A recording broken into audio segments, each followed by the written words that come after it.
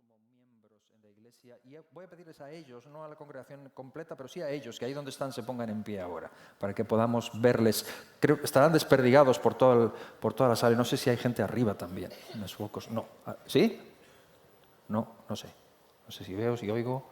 Los focos me ciegan, pero aquí vemos a un grupo de hermanos que están en pie, hermanos que han terminado su tiempo de discipulado, solicitaron en su momento la membresía y hoy les damos la bienvenida oficialmente como miembros de la iglesia. ¿Por qué no damos un aplauso al Señor por estos hermanos? Amén. Gloria a Dios. Señor os bendiga, hermanos. Y queremos también bendeciros y orar por vosotros. Queremos orar por vosotros y decir que esto es mucho más que un ritual de iniciación o algo así. Es verdaderamente una bienvenida. Consideramos importante pertenecer a la familia. Y el estar en una iglesia medianamente grande es difícil a veces quedarse con todas las caras, pero por eso quiero que estéis ahí en pie, que la gente pueda veros, los hermanos puedan veros y daros la bienvenida a esta familia. Y queremos orar por vosotros, que el Señor afirme vuestra decisión, afirme vuestro corazón. Algunos no están aquí hoy, creo, del grupo, pero queremos orar por todos ellos, por los que estáis aquí especialmente y por todos los que quizá no estén entre nosotros. Así que mientras estamos así sentados y vosotros en pie, vamos a orar por nuestros hermanos y bendecirlos. Padre, gracias por tu amor, gracias por estos hermanos, Señor, que se unen a tu iglesia y que dan este paso, Señor, expresando lo importante que es pertenecer al cuerpo local. Gracias por cada uno de ellos. Señor, conoces sus circunstancias, su entorno, y te pido, Señor, que a cada uno en particular, tú que eres un Dios personal, con cada uno trabajes, Señor, en este tiempo, los hagas crecer y fortalecerse en la iglesia, Señor, y que podamos verles, Señor, entre nosotros, como hermanos y hermanas fieles, con sus compromisos, con su pertenencia a este cuerpo, Padre, que te glorifiquen a ti y que otros puedan conocerte a ti a través de ellos y que sean de bendición también al cuerpo local. Gracias, Padre, bendícelos y les damos la bienvenida en tu nombre como hermanos en la fe en esta iglesia, Señor. Gracias, en el nombre de Jesús. Amén. Amén, hermanos. Gracias. Tomen asiento. Aleluya. Qué bueno, qué bueno. Gloria a Dios. Qué grande. Amén. Qué grande sentir que somos un cuerpo, somos una iglesia local. Hay hermanos, la iglesia universal es un misterio grandísimo, pero la iglesia local es otro misterio, pero es una bendición muy grande, es algo muy palpable, donde podemos estar juntos, vernos, hacer comunidad y estar unidos. Muy bien. Y por último, antes de ir a la palabra, simplemente quiero reforzar, no estoy seguro, porque estaba en el pasillo, no estoy seguro si salió en los anuncios la reunión de matrimonios del próximo sábado, ¿sí? Ok, sí, la fecha estaba mal, es el 24, es el sábado que viene, ¿vale? Por lo tanto, hoy es el último domingo para apuntarse, es el sábado que viene, la reunión de matrimonios es aquí, en el auditorio, y hoy es el último día para apuntarse. Y reforzar también la comida fraternal del 15 de junio para apoyo, comida solidaria lo han llamado, para apoyo al campamento. Los jóvenes del campamento están preparando, va a ser un tiempo de bendición y cada domingo están fuera vendiendo cosas que son de comida o refrescos que son de apoyo para el campamento. Así que al salir vais a encontrarlos también allí, los que deseen o puedan o quieran apoyar, los animo también a hacerlo y recordar esta comida del 15 de julio a partir de las 2. Será un domingo, terminando el culto tendremos nuestro tiempo de comida fraternal. Amén. Pues vamos a la palabra del Señor, que es, como veíamos en la pantalla, la segunda sesión de esta pequeña serie que hemos llamado Cristo en mí. Estamos leyendo ese pasaje que ahí dice de Gálatas, capítulo 2, versículo 20, y ahí vamos en adelante. Leyendo el pasaje hoy he tenido que pensar en las tradiciones, y de eso vamos a hablar hoy. Las tradiciones, porque todos vivimos, somos una sociedad que vive rodeada y inmersa en muchas tradiciones, algunas mejores, algunas nos hacen sonreír, como el típico plato de la abuela que nadie lo hace como ella, y que a todos nos encanta, o la canción esa que suena siempre en Navidad y es algo que forma parte de ello, ¿no? O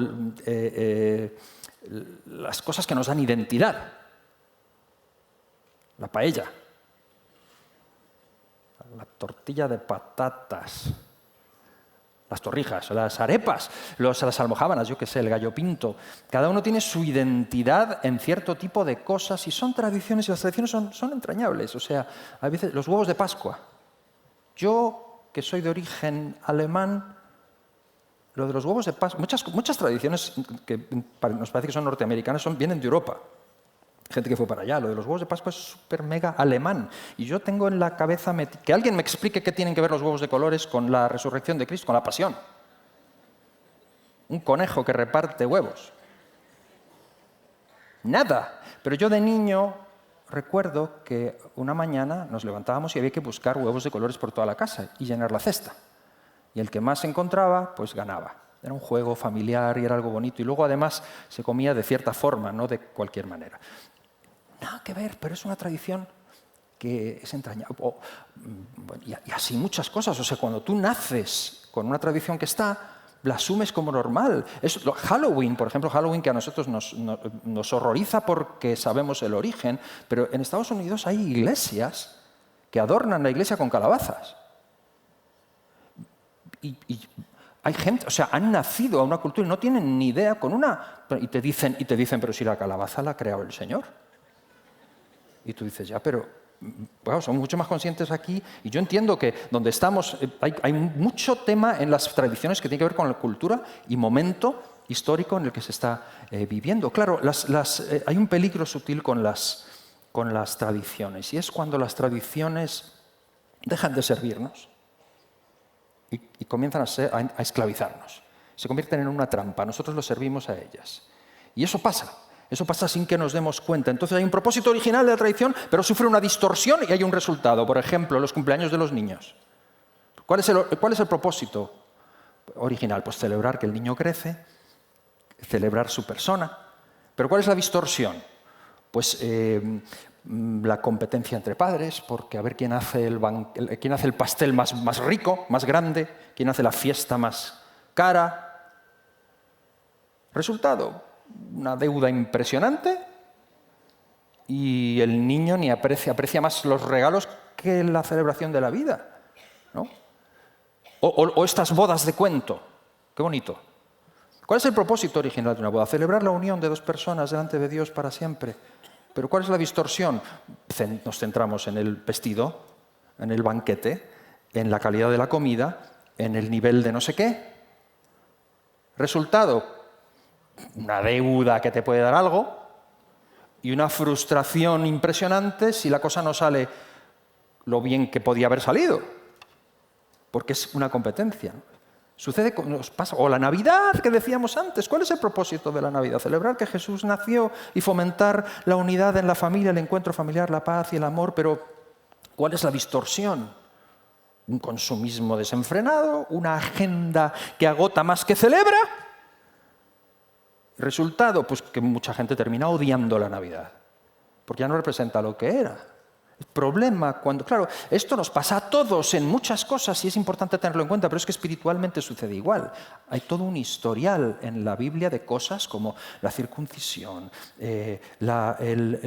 los rituales de lavamiento, que tienen un propósito original, pero que se distorsionan y dan un resultado distinto, porque la tradición se convierte en esclavo y sustituye a la verdad. El orden la vestimenta en el culto, una serie de cosas que de pronto se convierten en tradición y terminan dando un sentido que no tenía que tener. Y claro, hoy el título que yo he dado, que es Formas y Tradiciones, tiene que ver con este problema, cuando la tradición o la forma se vuelve una trampa para nosotros. Y me gustaría que lo pudiéramos leer una vez más. Es el mismo pasaje que leímos el domingo pasado y a través del que vamos a continuar con esta serie. Y es Gálatas capítulo 2, versículos del 11 al 20. Podemos permanecer sentados, pero quiero leerlo. Dice así: pero cuando Pedro vino a Antioquía, le resistí cara a cara, porque era de condenar, es Pablo hablando. Pues antes que viniesen algunos de parte de Jacobo, de Jerusalén, comía con los gentiles, pero después que vinieron, se retraía y se apartaba porque tenía miedo de los de la circuncisión. Y en su simulación participaban también los otros judíos, de tal manera que aún Bernabé fue también arrastrado por la hipocresía de ellos. Pero cuando vi que no andaban rectamente conforme a la verdad del Evangelio, dije a Pedro delante de todos: si tú, Siendo judío, vives como los gentiles y no como judío, ¿por qué obligas a los gentiles a judaizar? Gran tema entre estos hermanos.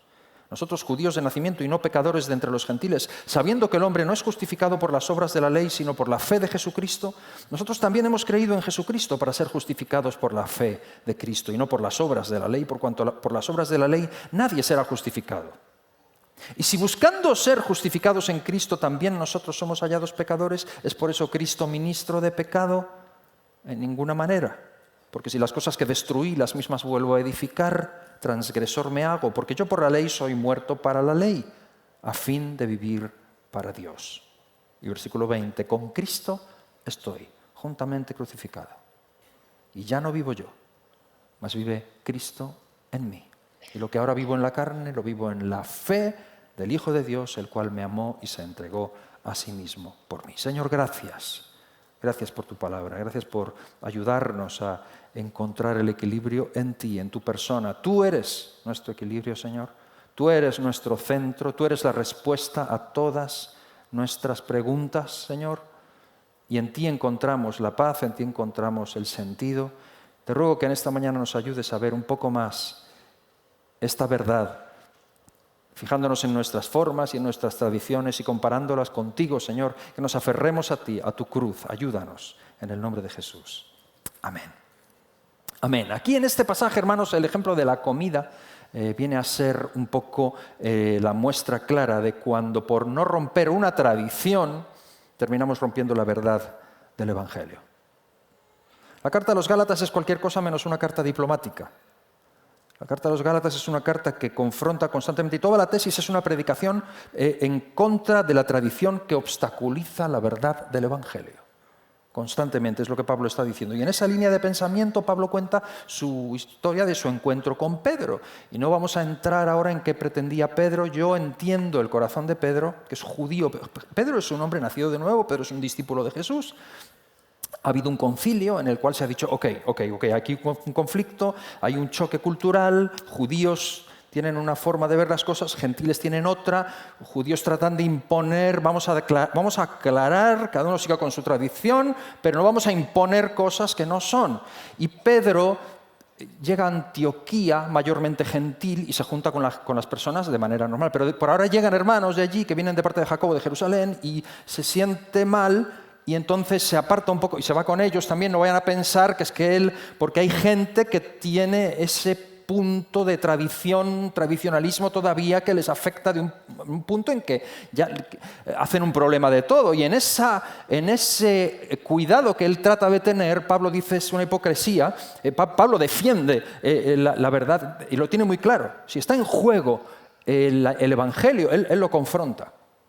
Le da igual. Y Pablo no quiere enfrentarse a Pedro. Pablo, al contrario, Pablo ama a Pedro y Pablo lo busca y se respetan y se quieren y Pedro respeta a Pablo también.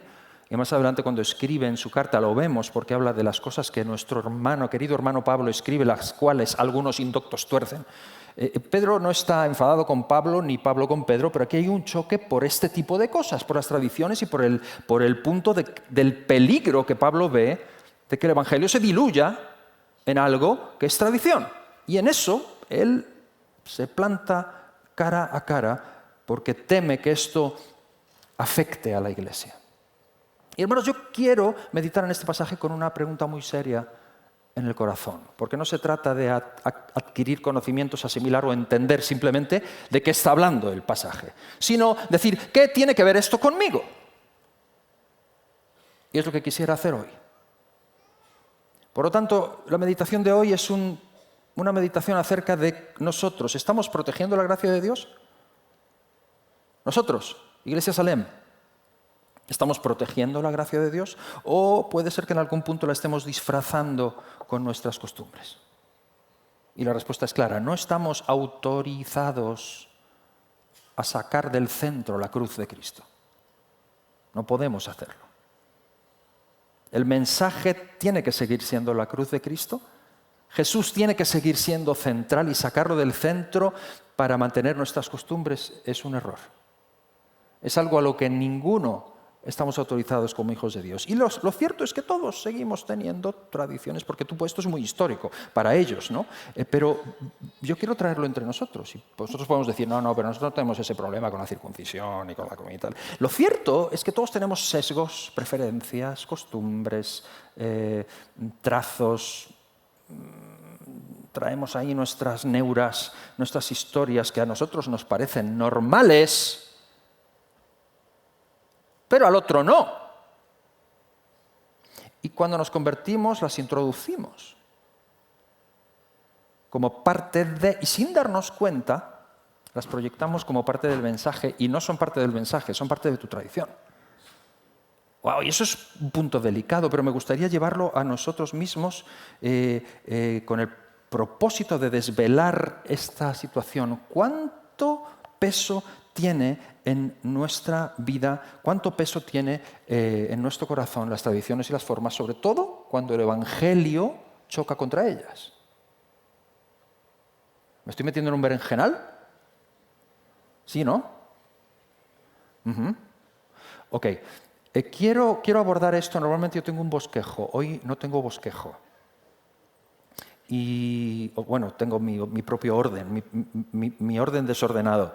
1000 ideas en la cabeza y pido al Señor tranquilidad y claridad para poder expresarlo sin vulnerar el tiempo ni lo que tenemos que hablar. Pero quisiera sacar simplemente 4 conclusiones de este pasaje y después ir a una lista de cosas que creo que son muy de nosotros, muy de que al menos las miremos, nos las hagamos, como dicen ahora, háztelo mirar. Que nos las hagamos porque creo que la palabra del Señor nos habla de eso, de hacernos mirar cosas como iglesia que somos.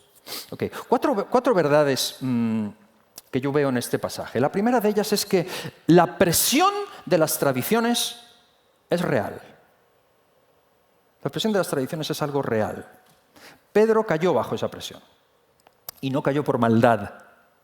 Yo no atribuyo maldad a Pedro, pero sí temor de ser de tropiezo o distorsionar, miedo a los que venían de Jacobo. Pero el tema es que el caso de Pedro no es aislado. Significa que tú tampoco, ni tú ni yo, estamos exentos de eso, de ese tipo de tradiciones. Porque la actitud de Pedro fue contagiosa. Miremos muy bien que fue hasta Bernabé, dice, que era un levita de Chipre, nada que ver, pero cuando viene Pedro, dice Pablo que hasta Bernabé es arrastrado por esto. Y no es que Pedro o Bernabé perdieran su salvación, esa no es la discusión. El tema es que las tradiciones religiosas o culturales pueden ser tan fuertes que desdibujen el Evangelio. Y esa presión es real. Este es el primer punto, tan real que ninguno de nosotros estamos exentos. Es como el acento de tu comarca o de donde tú vienes.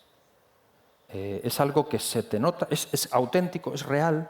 Imagínate, ¿no? que cada uno, para ti es normal, pero los demás lo notan. Imagínate tú que yo ahora mismo estuviera aquí hablando así y que ahora todos los predicadores también hablaran. Imagínate que no, que el Evangelio nos llega de Andalucía. Por poner un ejemplo, yo me encanta Andalucía y veraneo en Andalucía normalmente. Imagínate que ahora todo el mundo tuviera que hablar así para ser cristiano. Y si tú no hablas así, a ti te pasa algo, hermano. Pero nos pasa eso constantemente. Y a mí el acento es algo secundario. Me encanta imitar acentos y es algo que me gusta mucho y valoro la diversidad de las culturas. Pero es terrible, es tremendo cuando hacemos. Yo estando una vez en Miami, por ejemplo, en Miami la gente habla inglés pero habla español. Entonces hablan Spanglish. Yo llego a un sitio y me dicen que tienen que cambiar la carpeta y la fornitura. Yo digo, ¿qué? La carpeta y la fornitura. Claro, en inglés carpet es alfombra y forniture es los muebles. Entonces querían cambiar la alfombra y los muebles, querían comprar otra carpeta y otra fornitura. Y dicen que hablan español. Pero tú fíjate, pero a menos que vivas allí y conozcas las dos, no entiendes de lo que están hablando.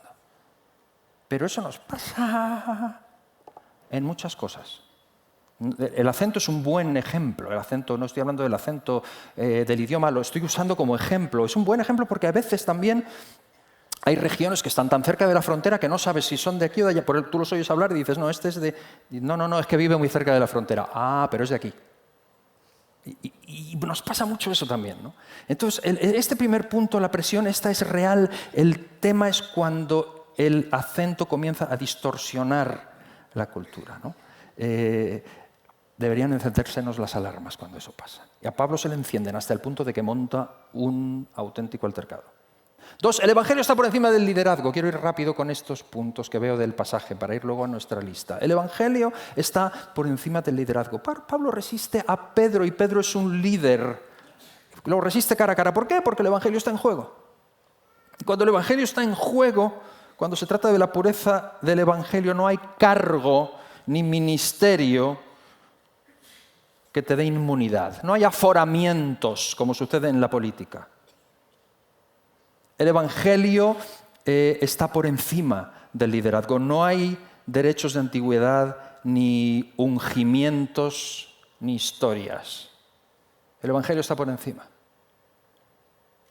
Y cuando las tradiciones y las formas empiezan a tocar de alguna manera, y por más tiempo que estemos en los caminos del Señor, somos susceptibles de este tipo de influencias. A Pedro les sucedió. Y es más, somos más susceptibles a veces de disfrazarlas incluso de espiritualidad. Y hacer que parezca. Y además, como tenemos liderazgo, de imponerlas. Y hacer que permeen o que calen el mensaje del Evangelio. Y esto es malo, no puede suceder, no puede ser el Evangelio distorsionado, ni mucho menos impuesto como formas, como requisitos cercanos a la salvación. Y esto es muy importante decirlo hoy, especialmente cuando en muchos lugares el ministerio, el cargo, está por encima de la verdad. Y que el ungido es intocable y tonterías varias sacadas de contexto, totalmente. El Evangelio es intocable.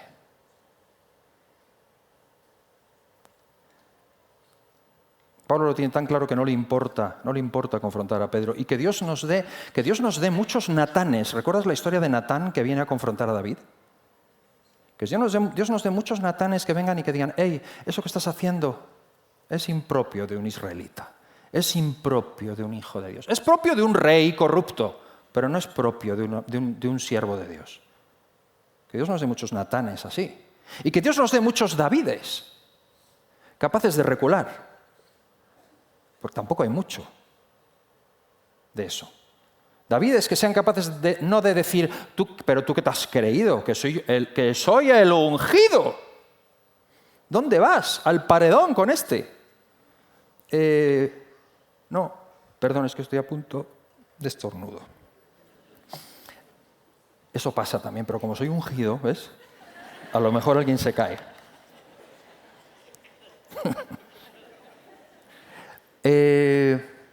¿Por dónde iba yo? Dios nos dé muchos Davides, que son capaces de decir pequé contra Jehová, en lugar de decir a la mazmorra. ¿No? Yo mi tesis, contra todos aquellos que dicen, no, David fue como cualquier otro y cayó, claro que cayó como un campeón. Cayó estrepitosamente, pero cuando la Biblia dice en Hechos que es un hombre conforme... Gracias, por si acaso. Gracias. Que es un hombre conforme al corazón de Dios. Mi tesis es que es un hombre conforme al corazón de Dios porque es capaz, o sea, porque muestra, es el tío más neotestamentario del Antiguo Testamento, David. Es capaz de decir pequé contra Dios y de reconocer su pecado en el momento. No, llevo un año callado, mientras callé envejecieron mis huesos. Él sabe lo que es la presencia de Dios. Es alguien que se acerca al Señor y le adora y le alaba y el Espíritu de Dios cae sobre él y Dios lo acepta su adoración y no lo destruye como destruyó a otros. David es un tipo de Jesús. Es algo increíble, David. Pero creo que cuando dice que es un hombre conforme, me buscaré un hombre conforme a mi corazón, dice el Señor, y ese hombre es David, tiene que ver mucho con eso. Porque ser cristiano no significa hacerlo todo bien y no fallar nunca. Ser cristiano es tener ¿cómo se dice? La resolución más grande de no permitir jamás conscientemente que yo conviva con el pecado. En el momento en que lo veo, en que lo sé o en que soy confrontado, Es cierto que David cayó y trató y estuvo ahí un tiempo porque él sabía en su corazón, pero cuando fue confrontado no pudo más, no pudo hacerlo. Dios nos dé muchos Natanes y muchos Davides. No quiero irme del punto. El punto es que el Evangelio está por encima de cualquier persona. Y necesitamos entender eso. Necesitamos entender eso. Y para eso hace falta humildad. Y para eso hace falta iglesia, mucha iglesia. ¿Dónde vas sin iglesia? Juan, sin miedo. ¿Dónde vas? ¿Dónde vas? Sin congregación, sin un lugar en el que puedes ser confrontado. El Evangelio está por encima de la persona o del cargo. 3, justificados por gracia, no por tradiciones humanas. En este caso de Pablo tenemos el caso de judíos. Sí, judíos, pueblo de Dios, israelíes, escogidos por el Señor, pero aún así necesitando la salvación, y no tenían la salvación por sus tradiciones ni por las obras de la ley. Pablo lo enfatiza hasta 3 veces.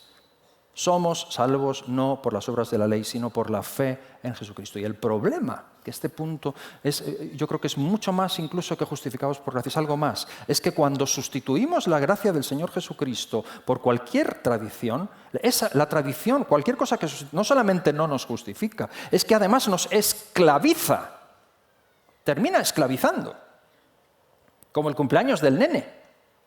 Ya tienes que hacer otro más grande todavía el año que viene. ¿Dónde vas? En algún momento tendrás que decir basta. Esclaviza. Cuando el mensaje de la gracia de Cristo es libertad en Cristo. Somos justificados por su gracia. Ninguna forma o tradición produce salvación. Antes, al contrario, esclaviza. Grábate bien eso en la mente. Es el 3er punto. Y el 4º punto es abrazar la salvación es morir a las tradiciones. Lo vemos en el versículo 19. Pablo dice, porque aquí no estamos, leo el versículo 19, yo por la ley soy muerto para la ley, a fin de vivir para Dios. Y después termina diciendo, con Cristo estoy juntamente crucificado, y allí es donde yo voy a terminar hoy, para dar lugar al mensaje del próximo domingo que compartirá el pastor Pedro David acerca de la cruz. ¿Qué significa esto de estar crucificado con Cristo? Pero yo quiero hoy hablar de las formas y las tradiciones. Y termina con esto. Abrazar la salvación es morir a las tradiciones. Obviamente, estamos hablando de un judío. Pablo es un judío. No estamos hablando de un gentil que no entiende las costumbres judías o que las desprecia. No, Pablo tenía sus tradiciones judías y seguro que le gustaban. Seguro que le gustaban los huevos de Pascua o lo que sea que hicieran. Cuando va a Jerusalén también se rapa la cabeza para no tener problemas y es una tradición que no salva. Pero Pablo muchas veces en ciertos contextos sabe comportarse y sabe hacer una cosa u otra, pero tiene muy claro que eso no es lo que le produce salvación. Por lo tanto, por el ministerio que le ha sido dado, que él está entre los gentiles, él ha decidido morir a las tradiciones. Y entonces es un hombre terriblemente equilibrado, Pablo, que sabe que ha muerto a las tradiciones y entonces ahora, por ejemplo, en el tema de la comida es libre. Pero fíjate que en otro momento también él dice, yo soy libre para comer esto y lo otro, pero si mi hermano les de tropiezo no lo voy a comer jamás. El equilibrio de Pablo es grande, pero él personalmente ha muerto a las tradiciones. Abrazar la cruz de Cristo es lo que él dice, estoy crucificado con el Señor Jesucristo y ya no vivo yo. Esta es la realidad de Pablo. Ser cristiano significa dejar atrás la ilusión de que cualquier cosa que tú puedas aportar contribuye a tu salvación. Muere a eso, porque no es cierto. Es una forma tuya, es tu manera de hacerlo, es tu sesgo, es tu cultura, es tu manera de afrontarlo o tu forma de filtrarlo, que tiene que ver con muchas cosas. Tiene que ver con tu país, tiene que ver con tu experiencia inicial de nuevo nacimiento, tiene que ver con tus padres, tiene que ver con el contexto de tu hogar, tiene que ver con dónde te criaste. Tiene que ver con la música que escuchaste. Tiene que ver con muchas cosas que no tienen por qué ser iguales al otro o a la otra que llegó también y que en Cristo es igualmente justificado por la fe, por gracia de Dios, a través de la cruz. Y no come carne. Ok. Pablo va a respetar las tradiciones, pero nunca las va a poner como al nivel de la salvación. Al contrario, las va a usar como herramientas para mostrar cómo un cristiano renuncia a cosas por amor a Cristo. Así las va a usar. Y eso es el equilibrio de Pablo, herramienta para ejemplificar la renuncia a las libertades en un cristiano. Ok, dicho lo cual, yo creo que hay algunas conclusiones claras, y es que las tradiciones pueden ser buenas como guía, como parte de nuestra identidad, etcétera, etcétera, pero son terribles como señores, porque nos esclavizan. Esclavizan a las personas, son terribles si las tenemos ahí. Y claro, peor aún si las tratamos de imponer a otro. Y tú puedes pensar, no, pero yo tengo mi manera, claro, pero yo no trato de imponérselas a las demás. Ok. Esto es muy histórico, pero yo quiero dejar un par de preguntas entre nosotros y que miremos esta lista ahora. ¿Hay alguna presión en la Iglesia hoy que nos lleve a disimular la gracia de Dios? ¿Tenemos el valor de confrontarlo, si esto es así? ¿Tenemos el valor también de cambiarlo, aunque sea una tradición respetable? ¿Transmitimos un evangelio de gracia o un cristianismo cultural sesgado por nuestra forma de ver las cosas? ¿Hemos sustituido la cruz por algún sistema que nos hace sentir cómodos? ¡Wow! Lo he llamado sesgos culturales y he hecho una pequeña lista. Me salen 9. Probablemente solo solo las quiero tocar aquí, pero mírate en tu espejo y en el espejo de la palabra. Por ejemplo, porque en estas cosas siempre la palabra nos va a dar indicaciones y la palabra nos hará aprender, y tendremos que aprender en cada una de estas cosas, pero nada de esto tiene que ver con la salvación. Por ejemplo, tenemos estilos de expresión. Estilos de expresión. Hay culturas en las que la fe está asociada al entusiasmo en la expresión. Piensa cuál es tu sesgo. La fe va asociada al entusiasmo en la expresión, el entusiasmo visible. Pero hay culturas que son más reservadas, que valoran mucho más el autocontrol, el silencio, la discreción. ¿Hay salvación en eso? ¿O condenación en eso? Ok.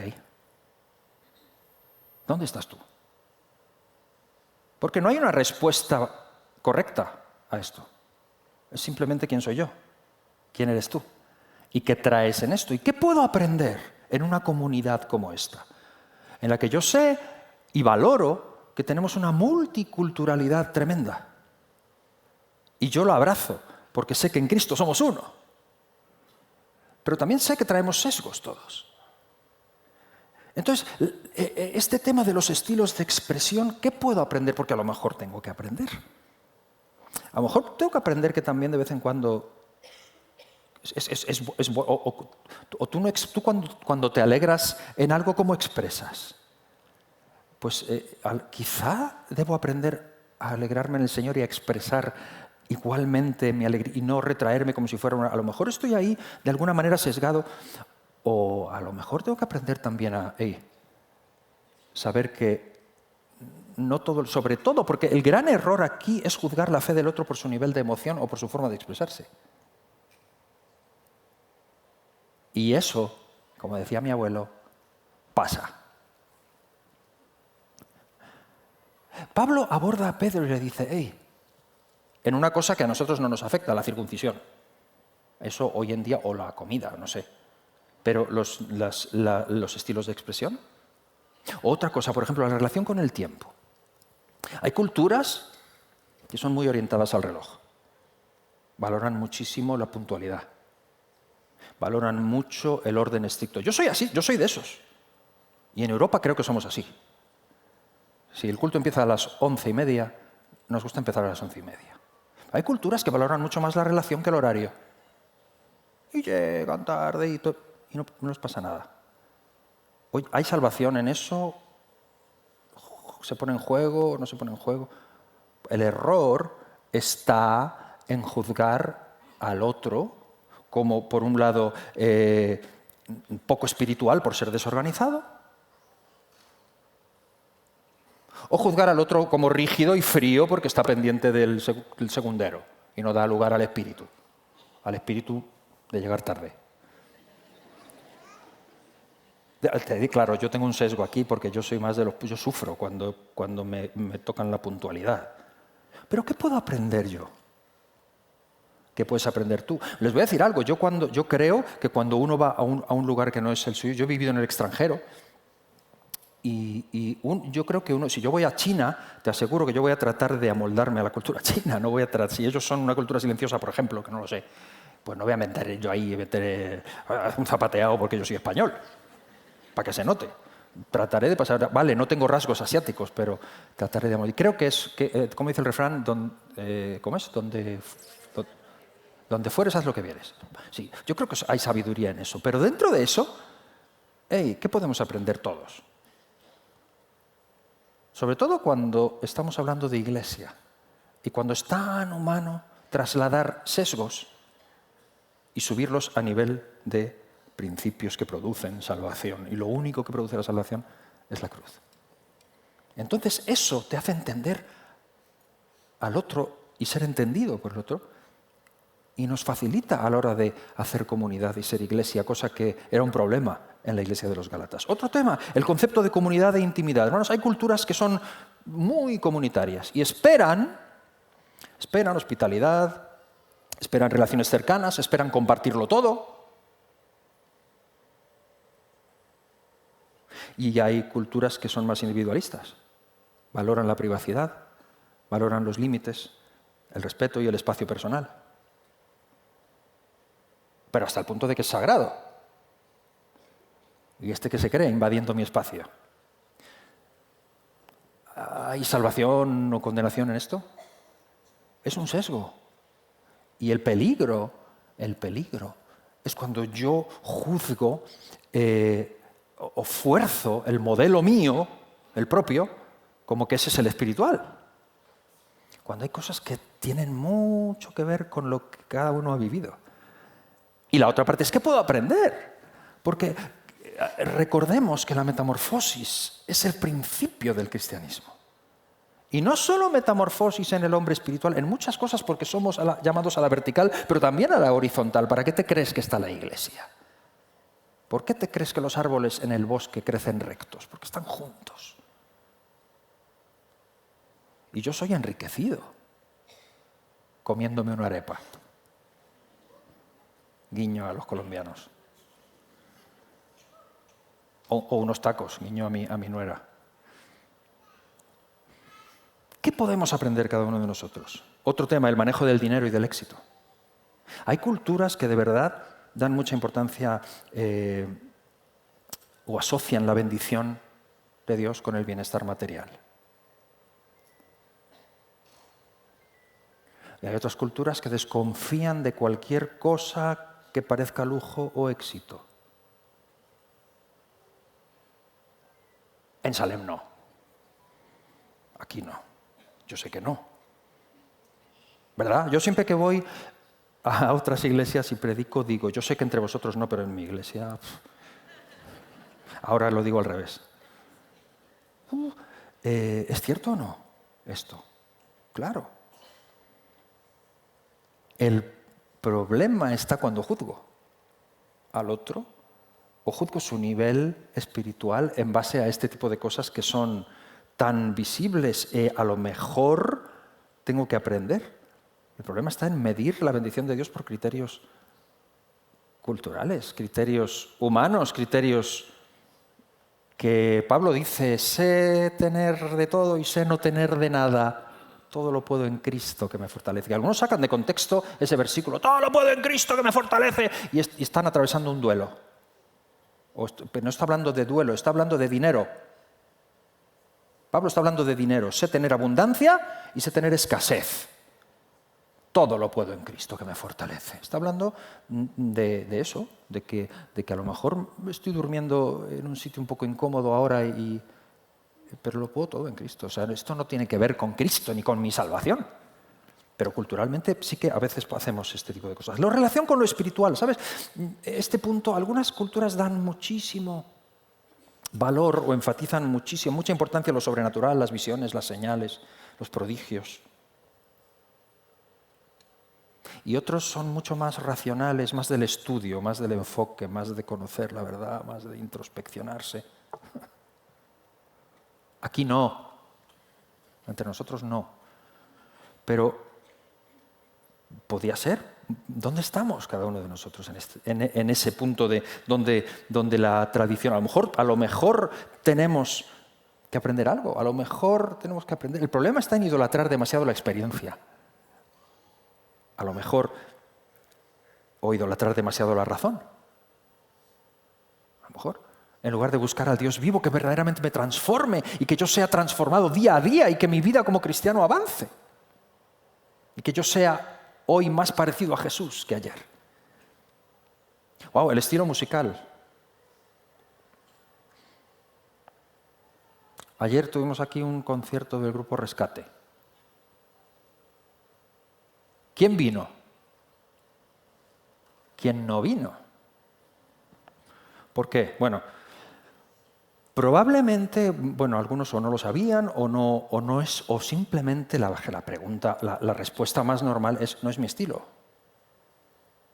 Ajá, estilo. ¿Por qué tiene que ver con estilo? No tiene que ver con espiritualidad. Tiene que ver con el sesgo de cada uno, incluso con la edad. Algunas culturas son, a algunos les gusta la música más tradicional. Y a algunos les gusta más contemporánea, a algunos les gusta muy ruidosa, a algunos les gusta muy suave. Pero mi hermano, todo eso, a algunos les gusta tranquila y que haya tiempos de silencio, a otros les gusta, parece que el silencio, frialdad total. ¿Qué puedo yo aprender?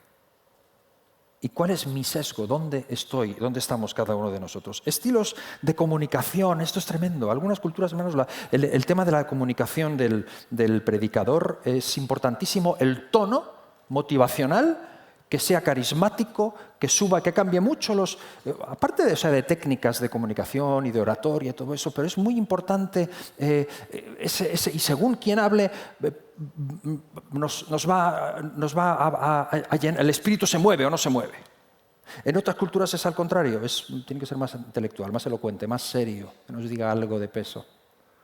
¿Dónde estamos nosotros? Cada uno de nosotros. Igualmente con los estilos de personalidad, de temperamento, personas que son más directas, más claras, personas que son más profundas, personas que son más superficiales. Estilos de servir al Señor. Algunos entienden servir al Señor como algo de la iglesia, algo que se hace en el escenario, y otros es más obra social o cosas hacia afuera. ¿Qué puedo yo aprender de todas estas cosas? ¿Y en qué punto estoy errando al juzgar espiritualidad o salvación de una forma o de otra? Hermanos, esto es tan importante. Es tan importante. Como iglesia, es una palabra para la iglesia, pero es que lo que Pablo está escribiendo a los Gálatas es para la iglesia. Está poniendo las tradiciones en un sitio, los sesgos que son de cada uno, pero está poniendo la cruz de Cristo en el otro. Y está poniéndole en relevancia y en la importancia que tiene. Esto es tan importante. Hace poco alguien me dijo, tal persona con sus amigos iba a venir al Ven a Ver, pero finalmente no vino porque dijo: de todos modos me van a juzgar, porque yo ya he sentido las miradas juzgantes. Y mi corazón sangra por eso. ¿Cómo podemos nosotros como iglesia centrarnos en cosas que no son la cruz de Cristo? La gente necesita a Cristo. La gente necesita la cruz de Cristo. Y por eso, hermanos, este mensaje y me gustaría que lo lleváramos a meditar delante del Señor en esta mañana. Que nos lleve a meditar delante de Dios en esta mañana. Este mensaje, contrariamente a lo que algunos puedan pensar, no es un mensaje de equilibrio. Tenemos que ser equilibrados. No es un mensaje de equilibrio. Es un mensaje que pretende decir que la gracia de Dios en Cristo es suficiente. Y que no necesita añadidos. Otra cosa es que trabajemos después en el crecimiento personal de cada uno. y que tú te aferres a la palabra del Señor y que comiences en tu vida a dar pasos y a romper con cosas, etcétera, etcétera, etcétera, y a vivir y a avanzar, y a que Cristo sea cada vez más, no solo Salvador, sino Señor de tu vida en áreas concretas. Eso es el camino cristiano. La puerta al cristianismo es la cruz de Cristo.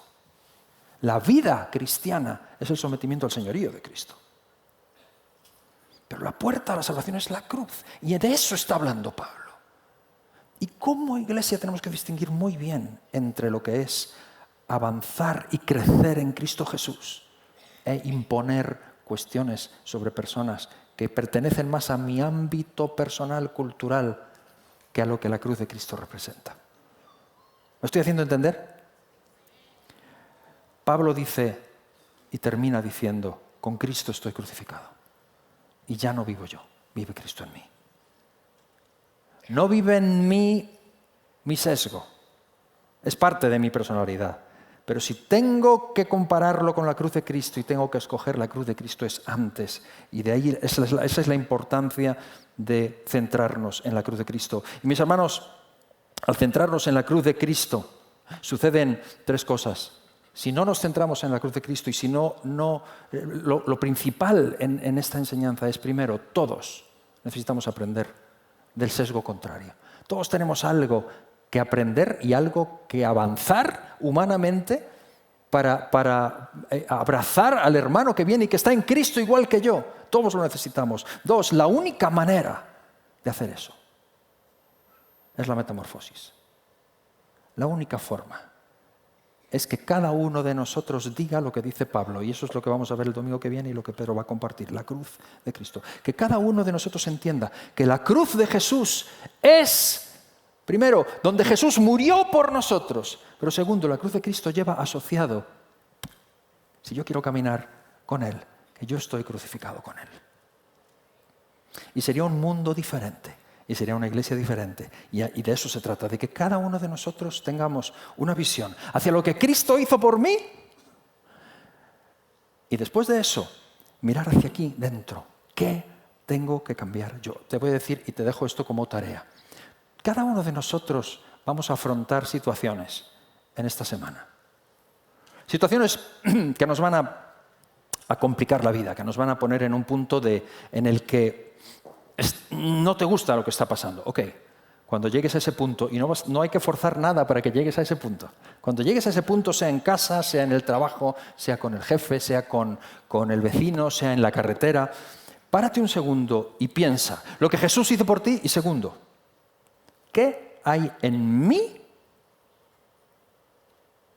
¿Qué puedo hacer yo, para que esta situación cambie? ¿Qué parte de mí necesita ser crucificada con Cristo? Para abrazar a las personas y para que sea Cristo en mí y no yo en mí. Ese es el gran milagro de la salvación. Ese es el gran milagro de la metamorfosis, que Cristo esté viviendo diariamente en mí. Solo es posible aceptando la verdad de la cruz de Cristo y aceptando la verdad de que yo, con mi sesgo, estoy crucificado con Cristo, para dar lugar a que la cruz de Cristo sea vista a través de mí, en mi vida, en mi caminar, en mi día a día. ¿Podemos ponernos en pie, hermanos, por favor? Y pido a los músicos que pasen también y que podamos adorar al Señor juntos antes de terminar. Que podamos adorar su nombre y decir: Señor, yo no quiero que ningún sesgo personal, ninguna tradición personal mía, ninguna tendencia, ningún gusto desestabilice en mi vida el poder de la cruz de Cristo. No quiero jamás que mi manera de hablar, mi manera de actuar desestabilice o tenga más fuerza que la cruz de Cristo. Que la cruz de Cristo sea vista, como Pablo dice, estoy crucificado con Él. Y que la verdad del Evangelio sea defendida siempre en nuestras vidas. Sea siempre lo primero que es visto cuando nos encontramos con personas, cuando personas nos ven, cuando tenemos contacto con personas. Cuando miras a tu hermano, míralo a través de la cruz de Cristo. Cuando miras a tu hermana, a través de la cruz de Cristo. Cuando miras a personas que son de otro sesgo, de otra cultura, porque Dios nos ha traído aquí, de toda tribu, nación y lengua, y esto es algo que Dios ha hecho y que Dios va a continuar haciendo. Necesitamos mirar a Jesús, levantar su cruz, que Cristo sea visto porque cuanto más Él sea levantado, más serán atraídos todos a Él. Entonces vamos a cerrar nuestros ojos. Te invito hoy a que cierres tus ojos y a que, como decimos y como hacemos siempre, traces una vertical con el cielo, con el Señor, y trates de abrir tu corazón y decir: Señor, que tu cruz sea lo primero que sea visto en mí. No quiero distorsionar jamás la verdad de tu evangelio con mis sesgos, con mis tradiciones. No quiero distorsionar la unidad del pueblo.